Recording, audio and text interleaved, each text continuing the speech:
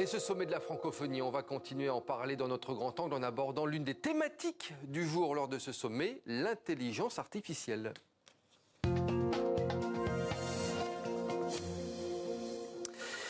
Et pour en parler avec nous, Laurence Devillers, bonsoir. Vous êtes professeure à Sorbonne Université à Paris et chercheuse en intelligence artificielle.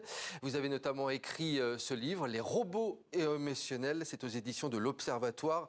Laurence Devillers, déjà, j'imagine que vous étiez heureuse de voir que l'intelligence artificielle était au cœur de ce sommet de la francophonie. Oui, je pense que c'est une excellente idée de parler de l'intelligence artificielle et des retombées pour la francophonie, sachant que la majorité de ces systèmes sont faits par des anglo-saxons avec la majorité des données en anglais. Alors toutefois, Laurence Devillers, on a reçu ce soir ce qu'on appelle l'appel de Villers-Cotterêts, je cite, pour un espace numérique intègre et de confiance dans l'espace francophone. Pour faire un résumé rapide à nos téléspectateurs, c'est toute une série de mesures prises par les dirigeants en vue du numérique. Alors, en lisant, vous et moi, cette feuille, aucune notion d'intelligence artificielle. Dommage, aucune mention. Extrêmement dommage, oui.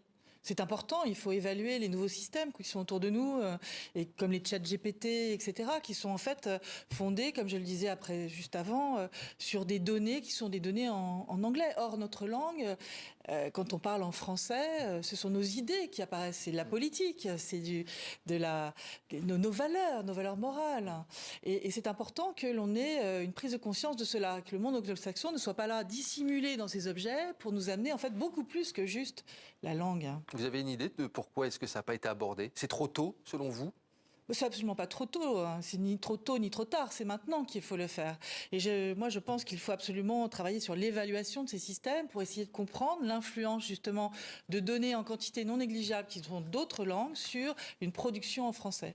On a besoin de faire cela parce que la machine, quand elle produit ces termes, un chat GPT par exemple, elle a aucune responsabilité dans ce qu'elle dit, elle ne comprend pas ce qu'elle dit, elle ne mesure pas la véracité des propos qu'elle dit. Quand je vous parle, je mesure bien quelles sont les vérités que j'amène, celles qui sont plus à doute. J'ai tout humain qui parle, si vous voulez, a conscience de cela. Ces machines n'ont aucune conscience de rien et ne sont pas responsables. On parle d'hallucinations quand elles font des erreurs. Elles ne savent absolument pas que ce sont des erreurs. Elles ne savent pas. On va revenir dessus dans un petit instant. Je voulais revenir sur effectivement la francophonie et l'intelligence artificielle. Là où il faut faire attention à ne pas prendre un train de retard, j'ai envie de dire, c'est que ça peut augmenter les inégalités numériques, notamment avec les pays d'Afrique. Ça, c'est très important. Il faut prendre le train en marche. C'est maintenant qu'on doit le prendre et avec cette idée de construire, nous, sur des données vérifiées dans notre langue, avec peut-être toutes ces différentes langues qui parlent français, différentes cultures qui parlent français. On a là le moyen d'avoir des corpus énormes. Pourquoi ne le fait-on pas? Pourquoi il n'y a pas eu là d'annonce en fait sur des données mises en commun, une envie, une vision commune? Éviter les risques de manipulation, la protection, beaucoup de choses en fait. On aurait pu aller sur plusieurs terrains. On aurait pu aller sur cette vision des imaginaires. Nous sommes pilotés par les imaginaires américains depuis une centaine d'années, à travers le marketing, à travers la science-fiction, Hollywood, tout ce que vous voulez. Et donc, cet imaginaire va vers plus de consommation, plus de marketing. Or, nous sommes ici, en Europe et en France, à vouloir défendre des valeurs. Essayons de faire des choses utiles pour nous, avec conscience, et c'est ce qu'il était demandé. Donc, allons vers plus d'évaluation de ces systèmes qui sont en ce moment distribués un peu partout en France. Moi, j'ai extrêmement peur d'avoir là une manipulation souterraine et que les prochains enfants qui seront éduqués avec des systèmes qui sont peut-être pas avec nos valeurs à l'intérieur de ces systèmes seraient effectivement délétères, sûrement manipulés, et ça irait vers une baisse en fait de l'importance de la francophonie. Oui. Et je lisais une de vos interviews, Laurence Devillers, vous dites dans cette interview qu'il faut appeler à dompter ces intelligences artificielles et à les réguler pour éviter, je vous cite, les bêtises, c'est-à-dire... En fait, ces systèmes ne savent absolument pas produire une parole sensée. Ils ne font qu'imiter la surface. On ira plus tard, peut-être d'autres systèmes qui apprendront à raisonner, mais nous sommes vraiment au début de tout cela. Donc, ils sortent beaucoup de bêtises. Et il y a un problème au niveau de l'éthique aussi. Vous êtes beaucoup sur cette question de l'éthique par rapport à l'intelligence artificielle. En fait, il me semble, comme nous sommes devant des objets à fort pouvoir, capable d'imiter le langage humain, mais de façon imprécise, imprédictible, on doit se doter d'outils pour vérifier ce qui est dit. Au moins pour éduquer nos enfants et qu'ils ne soient pas en train d'apprendre une fausse histoire et des faux propos. Ça n'existe pas encore, ça, une sorte de contrôle parental de l'IA? C'est pas un contrôle parental, c'est un contrôle tout court. Toute la société, hein, pour les enfants à l'école, mais aussi pour les citoyens, pour toute. Je pense que ce sujet-là, il est pas pris en compte à sa juste valeur. Et pour moi, on doit faire de l'innovation positive en même temps qu'en prendre ces risques, essayer de les mitiguer. Et je citerai là Blaise Pascal, il faut agir avec raison dans l'incertain. Comment doter chacun de la façon d'être critique? La machine fait des erreurs, l'humain fait des erreurs, ce ne sont pas les mêmes. Donc il faut comprendre cela. Oui, parce qu'effectivement, il y a le risque de fausses informations, comme vous dites, qui peuvent être largement diffusées. Mais est-ce que vous craignez que l'intelligence artificielle, elle puisse être aussi utilisée dans le cadre de conflits armés, par exemple, ou dans le piratage de sites sensibles? Est-ce qu'on peut aller encore plus loin? Oui, alors il y a des problèmes de cybersécurité évidents, les problèmes de frugalité aussi, si on va sur tous les terrains qu'il faudrait regarder en même temps qu'on parle d'innovation. D'ailleurs, l'économie n'est pas la seule garante de quelque chose utile pour la société. Elle peut être utilisée, cette innovation, pour la guerre. C'est dual comme outil, l'intelligence artificielle. Donc c'est évident qu'il faut faire attention à ce qu'on est en train de faire, mais aussi il faut faire attention à la dépense d'énergie derrière ces machines. Donc il faut faire une IA frugale, de confiance, et je ne pense pas qu'on aille dans ce sens-là. Pour l'instant, on va dans un sens où on prône l'économie à tout va autour de ces systèmes.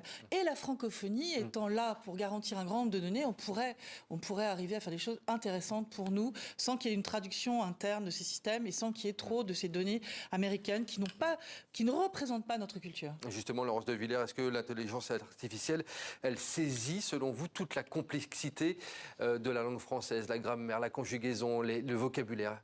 Alors, elle saisit de plus en plus la complexité de la langue, mais juste en limitant, absolument pas dans le raisonnement. D'accord ? Donc les prochains systèmes qu'on fera, sans doute, seront plus aboutis que cela. Nous sommes devant un embryon pour l'instant, mais qui déjà bluffe beaucoup. On anthropomorphise les propos. Certains disent la machine répond de façon plus assurée que mon médecin. On est plus rationnel face à cette machine. On doit éduquer la société à ne pas prendre pour vrai ce que dit, ou pour autorité reconnue ce que dit cette machine. Votre livre, vous l'avez appelé « Les robots émotionnels ». Qu'est-ce qu'un robot émotionnel? Pourquoi vous avez décidé d'aborder cette thématique? Alors je l'ai abordé parce que on a une vraie problématique dans les sociétés, le vieillissement de la population, la dépendance. On se rend compte que rester chez soi plus longtemps possible dans sa vie, c'est un gage de plus de bonheur. Voilà. Et comment faire pour aider les gens à rester plus longtemps chez eux dans le grand âge? Eh bien, ces machines pourraient être fort utiles pour surveiller, alerter et peut-être être une présence quand on est trop seul. Comme on a déjà vu par exemple au Japon, il y a des robots, des machines qui viennent câliner certains habitants qui sont en manque d'affection. Vous pensez à ça? L'idée, c'est justement de développer ces objets innovants en prenant en compte les dérives possibles, s'isoler des humains, devenir plus attaché à une machine qu'à un humain, ne plus croire que sa machine. Et c'est sur ces sujets-là, en fait, que je travaille et sur la manipulation qu'il y a à l'intérieur de ces machines. Et je pense qu'on peut arriver à faire des outils extrêmement utiles, avec aussi, prenant en compte les aidants, c'est-à-dire non pas un face-à-face avec une machine, mais un objet qu'à plusieurs on pourrait manipuler, qui pourrait vraiment aider dans le grand âge, sans aller vers une aliénation de la personne en privilégiant finalement le respect de l'autre. En quelques secondes, est-ce qu'à votre avis, un jour, l'IA, l'intelligence artificielle, pourrait me remplacer, vous remplacer à l'écriture d'un livre, ou moi, en présenter le journal, ou on est encore très loin de ça? On est très loin de ça. Ce qui est fait en ce moment, c'est du plagiat. Je ne vois pas pourquoi d'ailleurs on cherche à faire du Molière à travers de l'IA ou à vous remplacer. C'est totalement inutile, c'est un gâchis d'énergie. Allons vers des choses utiles. Et nous avons écrit une pièce de théâtre. Qui a hacké Garouzia? Voilà. C'est ça, c'est actuellement tous les mardis à Paris, à la scène parisienne, pour être très précis. Alors là, par contre, les comédiens sont bien réels. Oui. Et vous nous transportez avec une botte du futur dans une tragicomédie policière. Ça, c'est marrant, comme vous liez le numérique et le théâtre. Oui, c'est pour parler à tous, en fait. C'est un langage compréhensible par tout le monde. C'est plutôt comique, parce qu'il y a beaucoup d'anxiété autour de ces sujets. Donc, on voulait l'aborder d'une façon comique, un pas de côté, nous permet toujours de comprendre mieux. La machine s'adapte aux humains, ce qui n'est pas le cas dans le chat GPT, même si vous avez l'impression c'est lié à l'historique qu'il prend. Je pense qu'il faut démystifier ces outils, les ouvrir plus à tous, qu'on ait une meilleure compréhension. Donc, pour les entreprises, le fait d'incapaciter les gens à comprendre et puis surtout plus de transparence dans les objets qu'on est en train de mettre partout autour de nous. Allez voir cette pièce, 19h30 tous les mardis. En tout cas, l'IA, elle inspire donc les auteurs même de théâtre pour faire ce genre de pièces. Pour essayer de faire comprendre, oui, bien sûr, l'attachement qu'on aurait à ces objets. Et c'est faramineux, à la fin de cette pièce, on a l'impression que le plus humain, c'est sans doute cette machine. Et quand on ressort de votre pièce, on a davantage peur ou on a davantage confiance dans ces objets? C'est pas une histoire de peur ou de confiance, c'est une meilleure compréhension de l'interaction avec ces objets. Je crois qu'on a à apprendre, et cette vision et cet imaginaire, on doit le construire du futur. C'est totalement différent de ce qu'on a vu pour l'instant dans la SF. Il faut apprendre à vivre avec des machines capables de vous dire « je vous aime » et pour longtemps, elles n'ont aucune sensibilité. Ah bah, c'était un très joli mot de conclusion. Merci beaucoup, Laurence de Villers, d'avoir été notre invitée. Je rappelle votre livre, Les robots émotionnels, aux éditions de l'Observatoire. Merci beaucoup d'avoir été notre invitée dans ce 64 minutes. Merci à vous.